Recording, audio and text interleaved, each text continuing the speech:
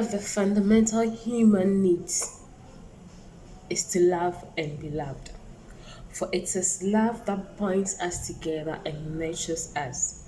Many times we consider romantic love to be of more importance. Sitting at a higher pedestal, is romantic love more valuable? If you are baking a chocolate cake or cake in general, there will be some key ingredients you would need. Most of these ingredients we use in baking itself, when tasted, doesn't go on well. Maybe except the sugar, the chocolate, that will have a good savoring when you taste it. But then most often it's after all these ingredients have been properly prepared that makes the cake turns out to be of the value that we expect it to be. In a similar way, there are a number of different key ingredients that will make our commitment to our partners, our spouses, our friends become sweeter. Blended together with these key ingredients that we need in our relationship will yield a wonderful and a peaceful and a loving outcome. So, welcome to Inspirational Moments with AOOY. My name is Akia Ojura Obeyewa, and I make faith based content and general life and living it here. If you are new here, don't forget to click on the subscribe button, like and share our videos. And in today's video, we being in the month of love, we're talking about love and sustaining it. The ingredients that we need to sustain our love life and make our marriages and our home peaceful. Stay tuned, we'll be right back. So what's the ingredients we are talking about here, and the ingredients we need to spice up our marriage life, our love life, our relationship life? So we're looking at love, we're looking at loyalty, forgiveness, friendship, hope, tenderness, faith, and laughter. When you take love and loyalty and you mix it together with faith, blending it with some tenderness, kindness, and understanding, and adding friendship and hope, then you sprinkle it with a little of humor, laughter, and garnish it with hug and kisses. Serving these things on a daily basis make your home peaceful, make your home accommodating, loving. It makes him want to come home. It makes her want to come back home because she knows that there is going to be something sweet waiting for him or her when they come home. There are many types of love, but then we make love go unseen because of our persistent search for a particular type of love that best fits our own kind of definition. So one will ask, what crowd makes up love? We have the intimacy, the passion, and then the commitment. Like these are the bases, like the keywords we can look out per my point of view. So the intimacy is the feeling of the closeness, the affection, the connection that brings the warmth to the relationship. The passion is the feeling that drives the sexual connectivity, romance, and then the physical closeness. And the commitment embodies the determination to maintain the relationship.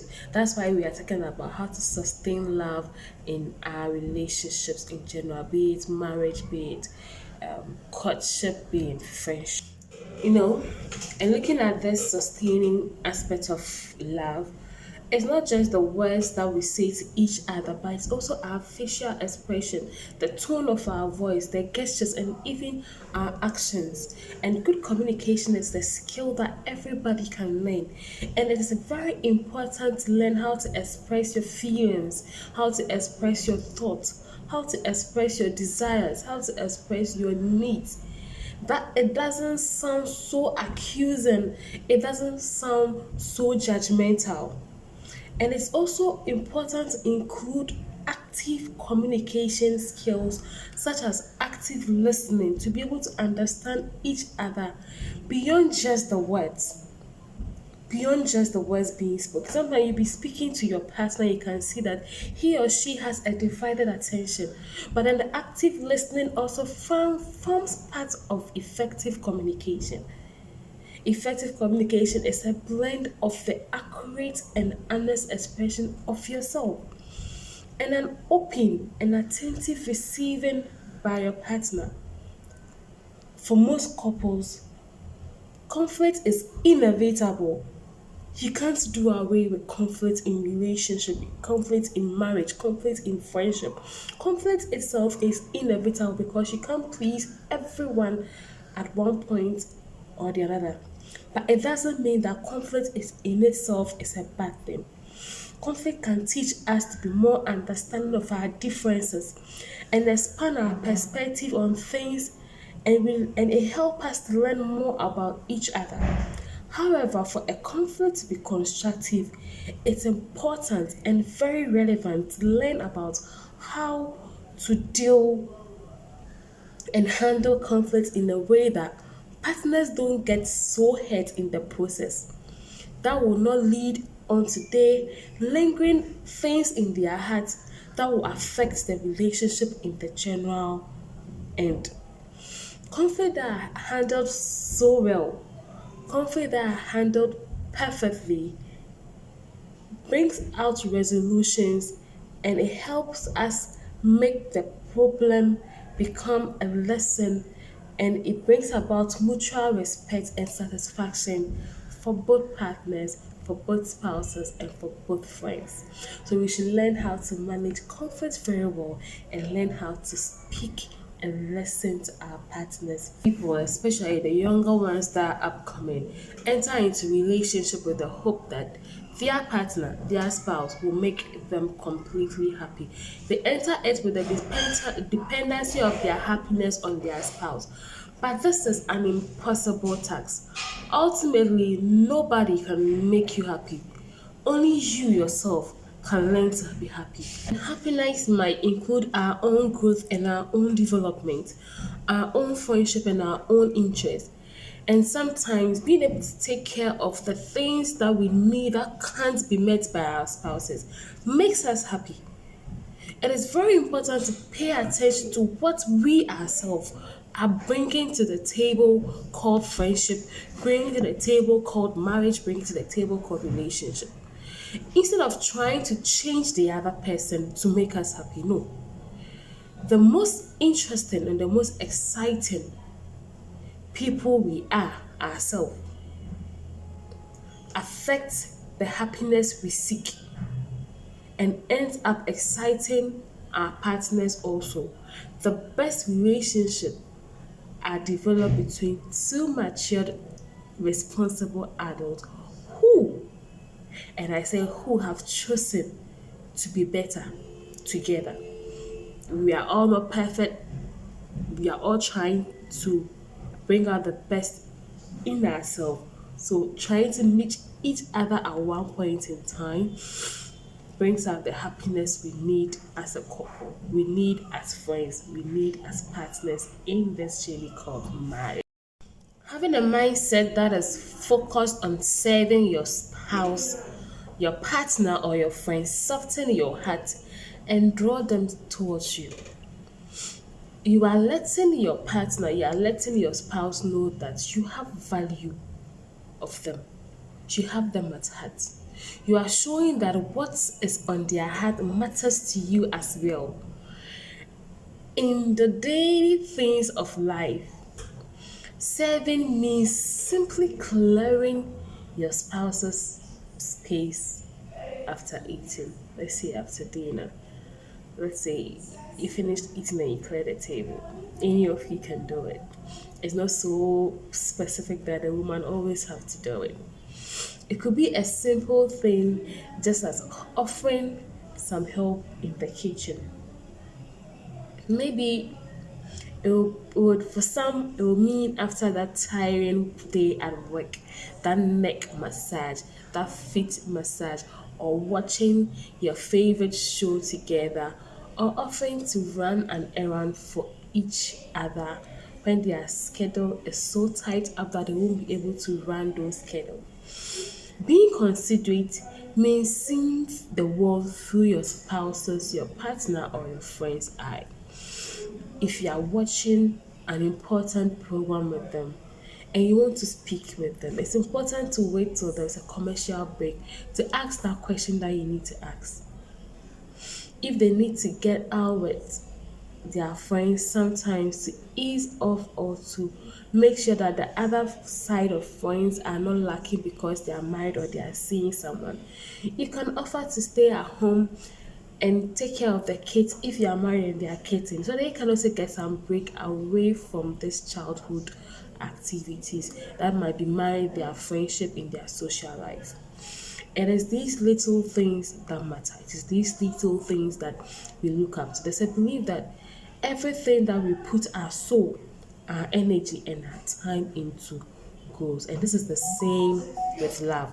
When we demonstrate goodwill to each other and show that we care in the small or in a very small and thoughtful way, it's going to help give them that complimentary look that we expect to see on their faces. It could be that sometimes when you're coming back from work, you pick up that their favorite chocolate, that their favorite fruit, or that their favorite food that they need. These things express gratitude and express appreciation, and it's supporting them in their aspirations, supporting them in their projects when they bring up things that they say they want to do and they share their ideas with you. Your ability to push and support them shows them love, and this love then tends to grow and get stronger. Apostle Peter in the Bible told husbands to be considerate as you live with your wives. To be considerate as you live with your wives in 1 Peter 3:7.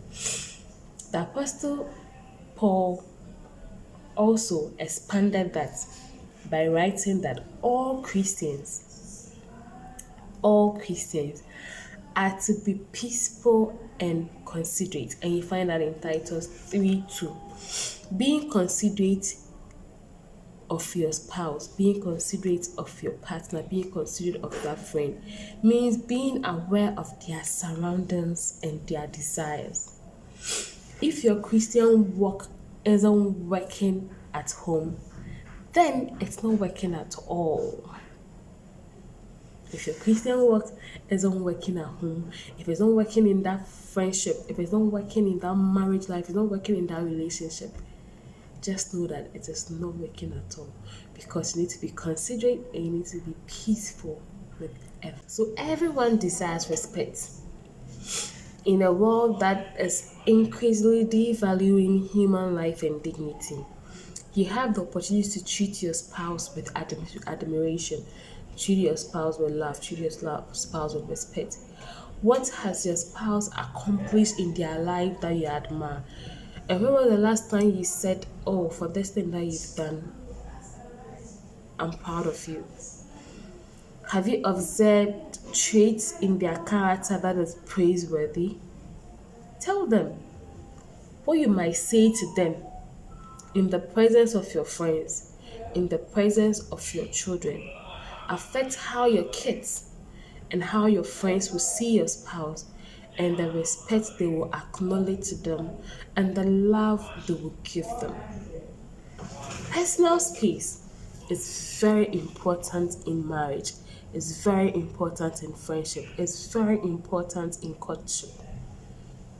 Because at our personal space, that is where we retreat, that is where we rejuvenate, that is where we recharge and even rekindle our love for each other.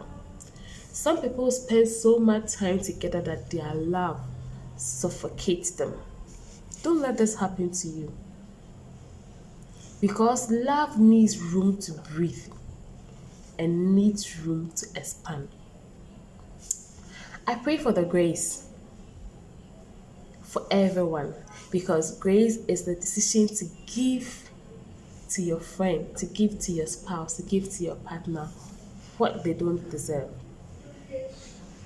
There will be times when we feel like they owe us something, but then this thing might be an apology we think we deserve. It could be the recognition that we think we need, But in those moments, our first response is to give grace and not make demands. Because marriage is an intimate relationship, and there will be days and there will be times and there will be things that our spouses, our partners, our friends will do to us that has the tendency to make us want to get angry, to make us want to get mad at them. But grace is the ability to let go. There will be offenses that will merit that righteous anger, or that will merit that bag in your spirit. But grace says, I forgive you. Show grace to your friend. Show grace to your spouse on daily basis. And humor, laughter.